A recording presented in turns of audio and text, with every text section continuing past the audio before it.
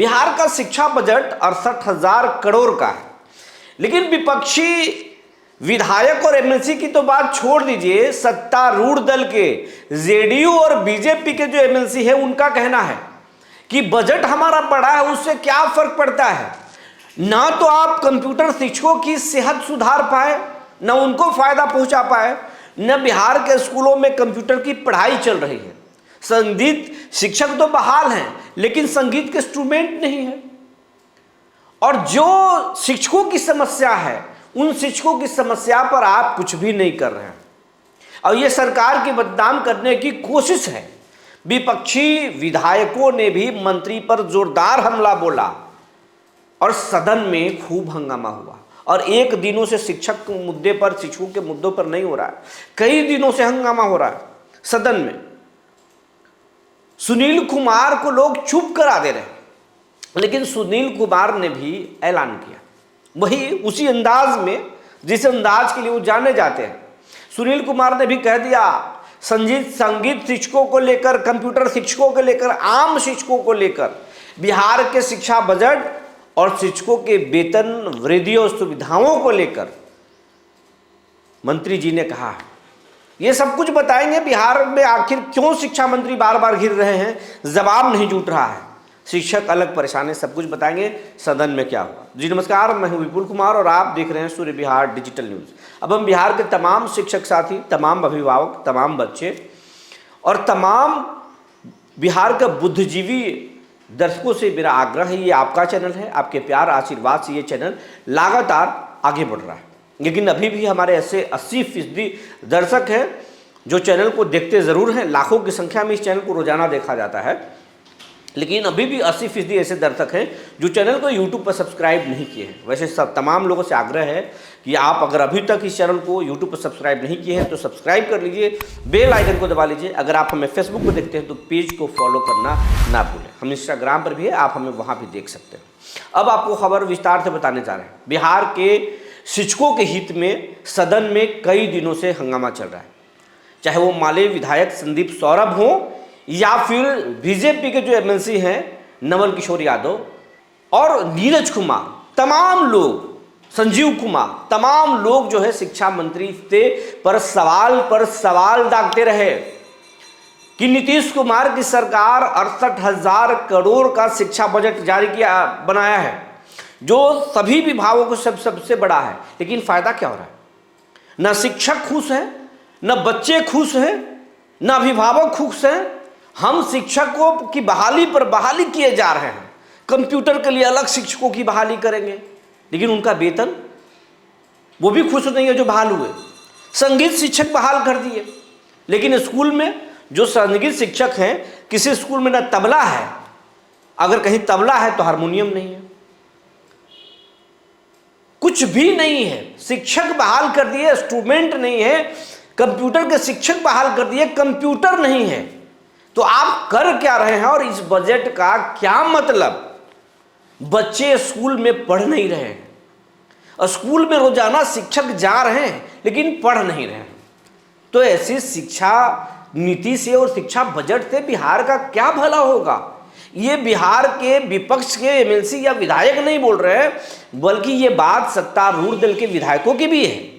सत्तारूढ़ दल के एमएलसी भी सदन में बोल रहे हैं, जिसके बाद असहज हुए सुनील कुमार। संगीत शिक्षकों को लेकर खूब गरजे विधायक लोग, एमएलसी लोग, और कंप्यूटर शिक्षकों को लेकर भी बोले, आम शिक्षकों को लेकर भी बोले, और शिक्षा विभाग की सत्तारूढ़ दल के एमएलसी और विधायकों ने और विपक्ष के विधायकों ने पोल खोल दिया। सबसे चौंकाने वाली बात तो यह है कि सत्तारूढ़ दल के लोग सरकार पर सवाल खड़े कर रहे हैं और शिक्षा मंत्री पर सवाल खड़े कर रहे हैं। क्या कुछ सदन में हंगामा हुआ, जिसके बाद शिक्षा मंत्री सुनील कुमार को क्या कहना पड़ा, ये पहले आप देख लीजिए। उत्तर तो मिला है, लेकिन उत्तर अस्पष्ट है। सिर्फ शिक्षा विभाग के द्वारा कहा गया है जो समिति त्रिसदस्यीय बनाई गई थी, उस समिति ने अपना प्रतिवेदन बिहार विद्यालय परीक्षा समिति को अपनी अनुशंसा कर दी है। महोदय, मेरे हाथ में ये 2011 की नियमावली और शिक्षा विभाग द्वारा और बिहार विद्यालय परीक्षा समिति द्वारा नियमावली से इतर कुछ ऐसे शर्त थोपे जा रहे हैं माध्यमिक विद्यालयों पर, मसलन जैसे कंप्यूटर का पाठ्यक्रम नहीं है, कंप्यूटर की परीक्षा वहां नहीं माध्यमिक विद्यालयों में होती है, न कंप्यूटर के शिक्षक का पद सृजित है, और चेकलिस्ट बना दिया गया है, उसी के आधार पर उसका कोड निरस्त कर दिया गया है। महोदय, जमीन जिस समय स्थापना काल में जितनी थी उसको कह रहा है और भी जमीन लाने के लिए, जबकि एआईसीटी का ऐसा प्रावधान है, एनसीटी का ऐसा प्रावधान है। तो महोदय, मेरा अनुरोध है, जो कोड निलंबित करने का आधार बनाया गया है वो गलत है। और दूसरी बात, जहां से इतने इतने छात्र छात्राएं उत्तीर्ण हो रही हैं वही आपको संभाल रहा है, और वैसे विद्यालयों को जबरदस्ती कोई नियम थोप करके अलग से उस विद्यालय को बंद करने की साजिश चल रही है। इसीलिए मेरा कहना है जो कि इसका कम से कम 3 साल तक जो संबद्धता और विधि का दायरा है उसको 31 मार्च 2026 मतलब अगले महीने में समाप्त होने वाला है, तो उसको बढ़ा करके 3 साल किया जाए। और नियमावली में जो आपत्तिजनक है, जो बिंदु आपत्तिजनक है, मैं आपके माध्यम से मंत्री महोदय को ये अंश भी देना चाहता हूं, मैं दे देता हूं। अध्याय 7 में स्पष्ट है माध्यमिक विद्यालय में कितने शिक्षक रहेंगे, और उसमें कंप्यूटर शिक्षक की चर्चा नहीं है, लेकिन ऐसे सब नियम बना करके उसको बंद करने की साजिश चल रही है। बस मेरा आग्रह है मंत्री महोदय इस मामले को अपने स्तर से देखें। अब समिति ने पता नहीं क्या अनुशंसा की है, मैं नहीं जानता, लेकिन ऐसा नहीं हो जो कि रक्षा में हत्या हो जाए। इसीलिए इसका समय भी बढ़ाया जाए और समिति की अनुशंसा को अपने स्तर से भी देखा जाए। आपने ही समिति बनाया है, इसी तरह में आपने घोषणा की थी और आपने समिति बनाया। ठीक महोदय, इसमें मैं भी कुछ कहना चाहता हूँ। इसके साथ 3 बार भी बोलिए तो ज्यादा बढ़िया है। महोदय, आज का स्कूल आज खुला 1958 में, 1960 में। आज जो विधि वेत्ता आ गए हैं माध्यमिक शिक्षा बोर्ड में, वो आज के हिसाब से कानून बना के कहते हैं उनको और जमीन लाइए। ऐसे कई विद्यालय कॉल अटेंशन में भी आ रहा है। महोदय, हम जिस दिन विद्यालय खोले थे उस नॉर्म्स के अनुसार खोले थे, उसी तरह कंप्यूटर के शिक्षा और फलना शिक्षा आप जरा बताइए। तो फील्ड के आधार पर बहुत स्कूलों को कोड आप निलंबित कर रहे हैं। राजकीय कृत विद्यालय में इस पटना के शहर में 5-6 विद्यालय छोड़ के किसी को फील्ड है? किसी में कंप्यूटर के टीचर आपने दिया है? कहीं कंप्यूटर की पढ़ाई होती है? नहीं होता है। तो महोदय, कदुआ पर सितुआ चौक ये गरीबा जो लड़कन के पढ़ा रहा है, जिसको कुछ देते नहीं है, उसमें बड़ा लंबा लंबा कानून तलवार निकाल कर। मैं माननीय मंत्री से जानना चाहता हूं कि जिस दिन वो विद्यालय स्थापित हुआ था उस दिन का रूल्स क्या थे, और आज जो आप जांच करा रहे हैं, क्या आप टर्म्स ऑफ कंडीशन दिए हैं? सदन ये दोनों में अंतर जानना चाहता है। सर्वेश बाबू, यह 3 सदस्यीय कमेटी बनी है, उसकी रिपोर्ट अभी नहीं आई। उसकी रिपोर्ट नहीं आई और विद्यालय का कोड अगर आप मार्च में खत्म कर देंगे तो उन विद्यालय के अस्तित्व का क्या होगा? आपके माध्यम से मैं माननीय मंत्री जी से यह विनम्र निवेदन करता हूं, आप 3 सदस्यीय कमेटी के रिपोर्ट आने तक इस काम को आगे बढ़ा दें। रिपोर्ट आ जाए, उसके बाद जो रिपोर्ट के अनुरूप आपको कार्यवाही करना उचित लगेगा आप करेंगे। माननीय सभापति महोदय, सदन को सूचित करना चाहेंगे। पहली बात तो ये कि किसी माननीय सदस्य ने कहा कि उनके हम विरुद्ध हैं। ऐसी बात नहीं है। अगर ऐसी बात होती तो क्षेत्र हो उतनी जमीन शायद नहीं मिलती है जिसकी आप उल्लेख कर रहे हैं। उसमें जो हर्ताएं हैं, शर्तें लिखी हुई हैं, तो उसके लिए भी हमने कहा कि आप इसका भी संज्ञान लें कि जमीन उतनी अब पहले भी नहीं थे और अब होना मुश्किल है। तो कुछ सुझाव हमने उसको निश्चित रूप से दिए हैं और माननीय सदस्यों को हम निश्चित रूप से आश्वस्त करना चाहेंगे कि हम लोग इसको सहानुभूति पूर्वक देखेंगे, चाहे वो कंप्यूटर का मामला हो, चाहे वो ज़मीन का मामला हो। लेकिन बिल्कुल जो हर्ताएं पूरी नहीं करते हैं, बिल्कुल जहां पर स्थिति बिल्कुल गंभीर है, तो उनको फिर साथ ले चलना थोड़ी मुश्किल होगी। लेकिन जहां तक अन्य बातों का सवाल है, उसमें जहां तक होगा हम मैंने जब अध्यक्ष को भी कहा कि कम से कम एक ज़मीन का मामला हमारे संज्ञान में आया था, क्योंकि मैंने खुद जाकर देखा एक दो स्कूलों में, तो अब वहाँ कहाँ से पटना जैसे जगह में ज़मीन खरीद पाएंगे। तो ज़मीन को हमने कम करने के लिए ज़रूर कहा है, और अन्य जो बिंदु हैं जो माननीय सदस्य उठा रहे हैं उसको भी हम कहेंगे अपनी कमेटी को कि संज्ञान में लाने के लिए और जो संशोधन है करने के लिए। और उसके बाद इसी सब सोच के कारण ही पिछले साल हमने 1 साल का जो उसको रिलैक्सेशन दिया था।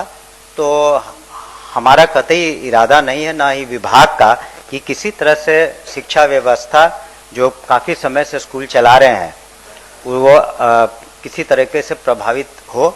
लेकिन साथ ही साथ एक सर्टेन स्टैंडर्ड, एक हरताएं कुछ तो पूरी करनी पड़ेंगी, उन्हें भी इसका संज्ञान लेना पड़ेगा। और ये मामला काफ़ी पुराना है और साल दर साल सरकार ने इसमें रिलैक्सेशन दिया है। हमने भी 31 मार्च तक दिया था पिछली सरकार की तरफ से। और जो भी बातें माननीय सदस्यों ने कही हैं उसका हम संज्ञान जरूर लेंगे, लेकिन साथ ही साथ उन सब ऐसे स्कूलों को भी कोऑपरेट करना पड़ेगा कि एक बार जो संशोधन हो जाते हैं और जो भी आपके सुझाव हैं जो कि प्रासंगिक भी हैं और एक तरीके से व्यवहारिक भी हैं, उनको हम जरूर संज्ञान में लेना चाहेंगे। इसी वजह से कहीं से कोई विरोधाभास नहीं है, लेकिन हम जरूर चाहेंगे कि जो भी एक सर्टेन स्टैंडर्ड तो वैसे स्कूलों का होना ही चाहिए कि बिल्कुल जो पुराने स्कूल हैं, ताकि पढ़ाई की जो गुणवत्ता है जिसके बारे में हम लोग बार बार बात करते हैं वो भी एक तरीके से मेंटेन रहे। आपका बहुत बहुत धन्यवाद। एक चीज अनुत्तरित रह गया, कोड पर बात नहीं माननीय एक मंत्री आदमी बोलिए ना। कोड को स्थगित जो करने की बात चल रही, कोड को स्थगित तत्काल नहीं करें, कट ऑफ डेट बढ़ा दें महोदय। और गुणवत्ता की बात है, जहां हम लोगों ने, राज्य सरकार ने स्कूल को एक्सटेंशन किया है +2 विद्यालय के रूप में, हाई स्कूल के रूप में जो प्राइमरी विद्यालय को, उसमें टीचर हैं, उसमें जगह है, उसमें जमीन है। यह शिक्षा का गाड़ी है महोदय, इसको आगे बढ़ाना ही होगा। शिक्षण संस्थान की जरूरत है, इस पर मर्जी बरतना ही पड़ेगा। यह मैं कह रहा हूं महोदय, माननीय मंत्री इसको कोड का एक्सटेंशन करें ताकि ये गरीब के बच्चे, गांव के बच्चे पढ़ते रहें। माननीय सभापति महोदय, इस तरह के जो भी संकल्प निकलते हैं या समय समय पर ले जाते हैं वो पत्थर की लकीरें नहीं होती। जब एक बार हमने कहा कि सहानुभूति पूर्वक विचार करेंगे तो उस पर माननीय सदस्य को और सदन को संतुष्ट होना चाहिए कि उस पर हम लोग गंभीरता से देखेंगे और जो आवश्यक शिक्षा के हित में होगा वो हम लोग जरूर करेंगे। शिक्षा मंत्री सुनील कुमार उसी अंदाज में, जिस अंदाज में वो ट्रांसफर पोस्टिंग के लिए या फिर परीक्षा को लेकर या सुविधाओं को लेकर किसी नीति को लेकर बोलते हैं, हाँ इसको हम बहुत जल्दी कर लेंगे, प्रक्रिया में है, बहुत जल्द करेंगे। ये कब होगा? कब? ये बहुत जल्द आपका कब आता है? अब प्रक्रिया कैसा है भाई? ट्रांसफर पोस्टिंग की बात आप सालों से कर रहे हैं, आज तक कंप्लीट नहीं हुआ। ये कब आपका प्रक्रिया पूर्ण होगा? ये बिहार के शिक्षक भी पूछ रहे हैं, नेता भी पूछ रहे हैं, आम जनता भी पूछ रही है। और जो वेतन की भी बात जनता पूछ रही है, शिक्षक भी पूछ रहे हैं कि ये वेतनों में, वेतनमान में जो भिन्नता है ये कब ठीक होगा? शिक्षकों को उनकी समस्या से उबारिएगा या फिर ये गीत गाते रहिएगा कि हम जल्दी ठीक कर लेंगे, हम 7वें वेतनमान दे रहे हैं, 8वें की बात नहीं है अभी, लेकिन हम 8वें वेतनमान जरूर देंगे। ये गीत गाने से नहीं होगा। शिक्षकों को अगर 7वें वेतनमान के तहत आप वेतन दे रहे हैं तो भिन्नता नहीं आनी चाहिए, उसका पूरा लाभ मिलना चाहिए। 8वें वेतनमान पर भी स्पष्ट स्टैंड होना चाहिए कि कब देंगे आप। और ये जो चाइनीज नौकरी जो परमानेंट आप किए हैं ये नहीं चलेगा। ऐसे देश के किसी अन्य राज्यों में इस तरीके से मॉडल फॉलो नहीं किए गए। ये जो बिहार में एक्सपेरिमेंट चल रहा है, इससे शिक्षा विभाग ऊपर नहीं जाएगा, गर्त में जा रहा है। और ये बात हम नहीं बोल रहे, आपकी विधायक अब सदन में भी बोल रहे हैं, सवाल खड़े कर रहे हैं। अरे सत्ता में है तो आपके खिलाफ विपक्ष की तरह तो हमला नहीं करेंगे, लेकिन अगर इशारों में ही सवाल खड़े कर रहे हैं तो ये बहुत बड़ा प्रश्न चिन्ह है आपके कुर्सी पर, आपके विभाग पर। इसको ठीक करना चाहिए। और जो शिक्षा विभाग में भ्रष्टाचार का खुल्लम खुल्ला जो खेल चलता है वो खेल चल रहा है। औरंगाबाद के एक डीपीओ जो दूसरे जिला में डीओ हो गए, उन पर कंज्यूमर फोरम ने मुकदमा दर्ज करने का आदेश निकाला है। वो किसी पूजा में भाग लेने के लिए नहीं, पूजा में गड़बड़ी हुई इसके लिए नहीं, मामला ही है। या फिर कई जगहों पर अलग अलग जगह पर बहुत तरह की बातें हैं और ब्लॉक बीआरसी स्तर से लेकर के डीओ ऑफिस तक शिक्षक पीड़ित है। एक एक चीज़ों के लिए परेशान होना पड़ता है, बिना जुगाड़ के कुछ होता नहीं। ये सिस्टम को ठीक करना पड़ेगा। अलग बात है आप समय समय पर निगरानी और आर्थिक अपराध इकाई के तहत छापेमारी कर रहे हैं, लेकिन इससे नहीं, सिस्टम को ठीक करना पड़ेगा। जो गड़बड़ी कर रहे हैं अधिकारी उनको ठीक करना पड़ेगा। शिक्षकों को तो आपने समय से बांध दिया, एप्लीकेशन से बांध दिया, लेकिन उस एप्लीकेशन से भी एप्लीकेशन भी सही नहीं, एप्लीकेशन के डेटा जो है लीक हो रहा है, ऐसी सूचनाएं मिल रही है। शिक्षकों को अवैध कॉल मतलब आता है, डिजिटल फ्रॉड लोग कॉल करते हैं, परेशान करते हैं, स्पैम की कोशिश करते हैं। ये सब को ठीक करना पड़ेगा। बिहार को अगर बेहतर बिहार बनाना है, बिहार के बच्चों के मेधावी बच्चों को अगर आप उनके सपनों को उड़ान देना चाहते हैं तो बजट तो बड़ा है, सोच बड़ा करना पड़ेगा। समस्याओं को, शिक्षकों को समस्याओं से निकालना होगा। और ये जो आपके सत्ताधारी दल के जो या विपक्ष के जो विधायक बोल रहे हैं उसकी सरकार की आलोचना मत समझिए, वो आपको जगा रहे हैं। उन समस्याओं को जल्दी से जल्दी निराकरण कीजिए। और शिक्षकों के वेतन स्मार्ट होना चाहिए। जब शिक्षकों के वेतन स्मार्ट होंगे, नौकरी से भी भय होगा, प्यार भी होगा। बच्चों को दिल से पढ़ाएंगे, दिल से तैयार करेंगे, जैसे अपने बच्चों को तैयार करते हैं। जो जानकारी निकल कर आई थी हमने आपको बता दिया। तब तक के लिए धन्यवाद।